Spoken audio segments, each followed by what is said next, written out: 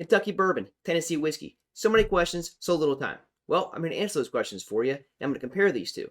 At the end, I'm going to let you know which one I think is better for me. So stick around, maybe you'll learn something. On the left side of the bar, from Tennessee, coming in at 43% alcohol, George Dickel. George Dickel boasts a mash bill of 84% corn, 8% malted barley, and 8% rye. He is aged for 10 to 12 years. And on the right side of the bar, from Kentucky, we have Elijah Craig, coming in at 47% alcohol. Elijah boasts a mash bill of 78% corn, 12% malted barley, and 10% rye, and he is aged for 8 to 12 years. Okay, I want a clean fight here. May the best whiskey win. So I was Googling the other day, and I found a lot of questions people are asking the difference between Kentucky bourbon and Tennessee whiskey. So I figured I'd make this video, compare these two guys, Elijah Craig, Kentucky bourbon, and George Dickel, Tennessee whiskey. Talk about them a little bit. Maybe you guys learn something.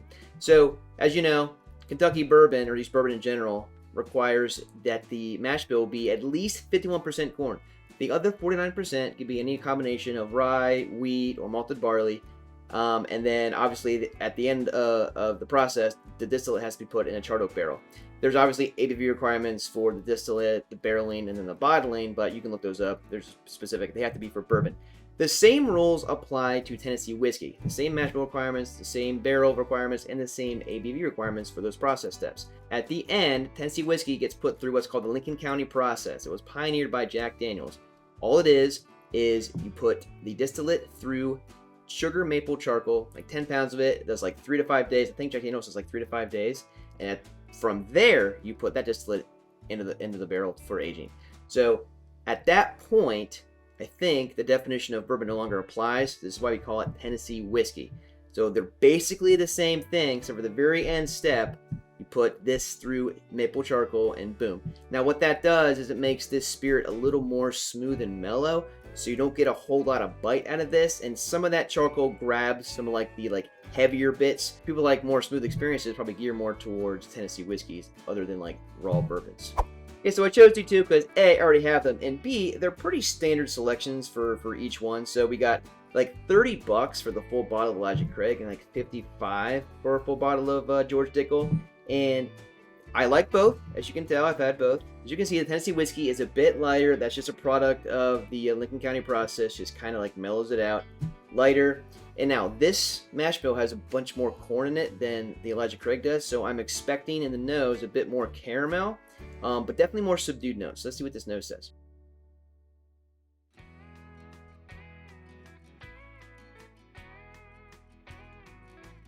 Yeah, there's a bit of an ethanol bite that mixes with the caramel.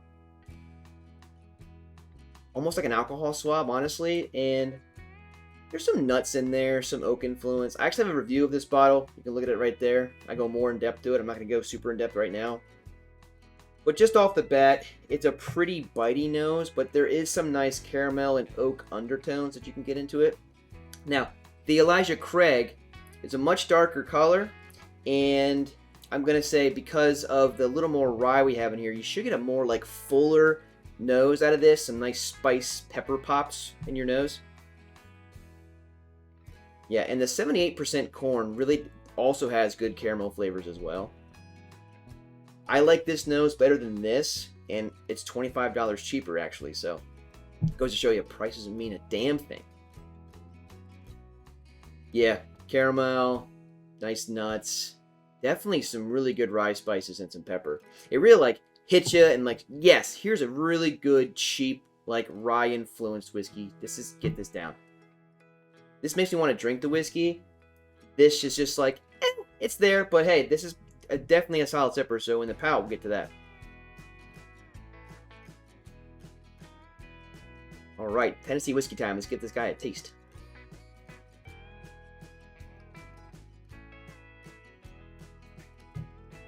I will say, that isn't as smooth as I was expecting with it.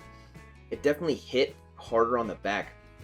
There is 8% rye in here, so not a huge spicy peppery, but definitely hit harder than like the 43% ABV says. But it's kind of like, it's a very subdued palate. There's not a whole lot you can like latch onto and be like, yes, That's that. That's it. There's a lot of little things that blend together, and that's what makes this a really solid sipper. It's kind of the reason why I don't really like to go towards Irish whiskeys. They're double or triple distilled.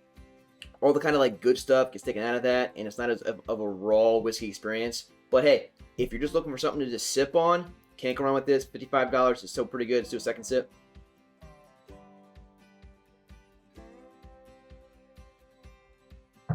You can't go wrong with 55 bucks and just a nice, easy drinking experience. So, let's go with the Elijah Craig. I'm not going to cleanse on this one. They're really similar whiskeys. I like the darker color of this. I love the rye. Let's see what we get.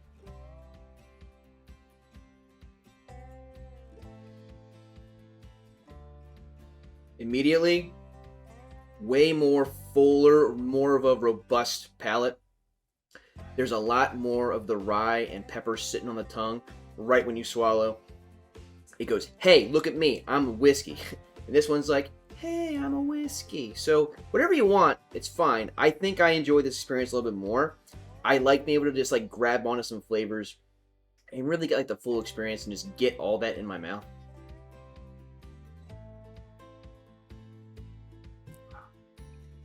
I think overall experience-wise, like, this hits me a little better. It is building a lot more on the finish with this one, so I would drink this one slower. You can drink this one much faster, so that's could be a good or bad thing for it, depending on the kind of person that you are. But again, both solid whiskeys, so let's see what I think is better. Okay, so probably no surprise, but I'm gonna say that I like the Elijah Craig Kentucky Bourbon more than the George Dickel Tennessee Whiskey. Now, that is not to say that I think all Kentucky Bourbons are better than all Tennessee Whiskeys.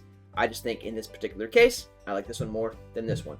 The reasoning being, I get more of a fuller whiskey experience out of this, which is the total point of why this is made the way it is made. It is made specifically to be more mellow, more smooth, more drinkable.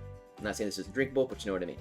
So, hey, if you like these videos, give it a like. If you've had either one of these two, let me know which one you like better. If you think the George Dickel's better, or if you think Elijah Craig's better and agree with me, leave me a comment. I want to get some more comments going. I want to get some more interaction with you guys.